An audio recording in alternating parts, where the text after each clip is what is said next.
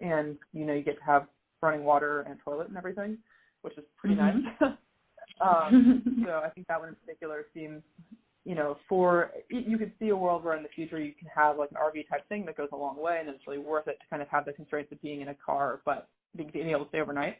But for a low range thing, I find it very difficult to imagine a value prop that would appeal to consumers at a competitive price point. Okay, great. And for the office meeting pods and mobile entertainment pods, again, there's something where, maybe the office pods again, but why be in a vehicle if you could, I guess if you're making a very cheap portable meeting space, why have it be a vehicle? Why not just kind of have the stationary office pods that don't require powertrains that are a lot cheaper? Or booking existing space. So again, that just seems like something where if it's going to be low range, if you're not going to be able to go from point A to point B, that's pretty far away.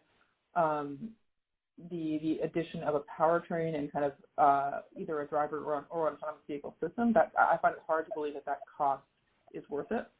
But again, happy there could be data that proves me wrong, but it just seems a little bit unlikely. And same thing for mobile entertainment pods and vehicles. If you're not going a long way, there's not a reason why you're also trying to travel through space. What is the benefit that the cost of the either driver, autonomous system and the powertrain is giving to you? Those are good insights. Thank you very much.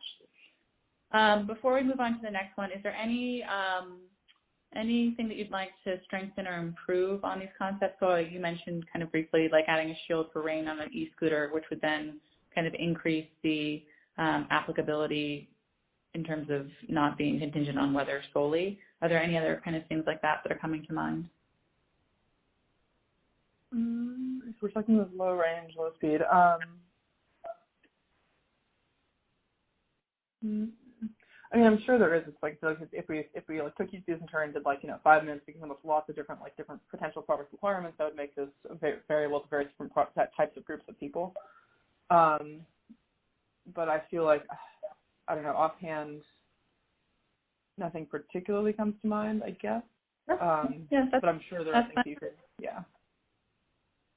Can you, and then one last thing before we switch off, can you talk a bit more and say more about kind of that hardware platform concept you mentioned in the beginning as some of the ones might naturally integrate or become a contender for? Can you talk more about what you meant when you said that? Yeah, so I think, for example, there's kind of some groups you could see kind of popping out from this, just kind of single person mostly versus kind of groups of people versus kind of space essentially on wheels. And you can think about kind of different platforms being able to serve all of the kind of single person use cases. You just kind of change out the maybe the interior, kind of what you're focusing on. Do you add a box around it or not to make it a personal e-bike versus a personal kind of shared personal neighborhood EV. And same thing with all these kind of airport, large event, tourism, campus, all these kind of big group things. Essentially a large vehicle on an electric powertrain that's short range. So maybe they're slightly different, do you put seats in it or not?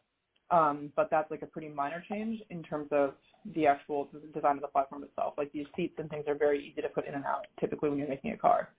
And then, things like the mobile hotel rooms, entertainment pods, again, things like that, or I guess mobile hotel rooms, office meeting pods, where it's kind of space on those, again, kind of similar. Is that the same platform as the large group commuters? Possibly.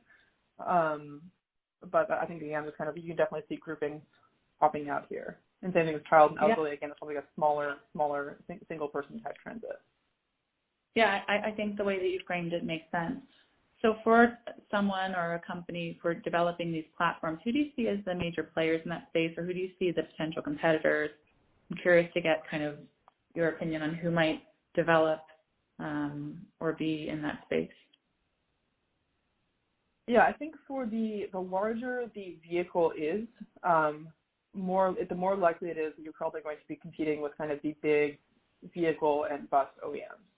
Just because at some point, at that point, you need to be worried about safety regulations and things like that. Because, you're going to hit the weight constraint. So the nice thing about the FMVSS regulation is that if you are basically below the weight and height classes, you essentially have no regulations there's 10 things you need to do to make the vehicle street legal.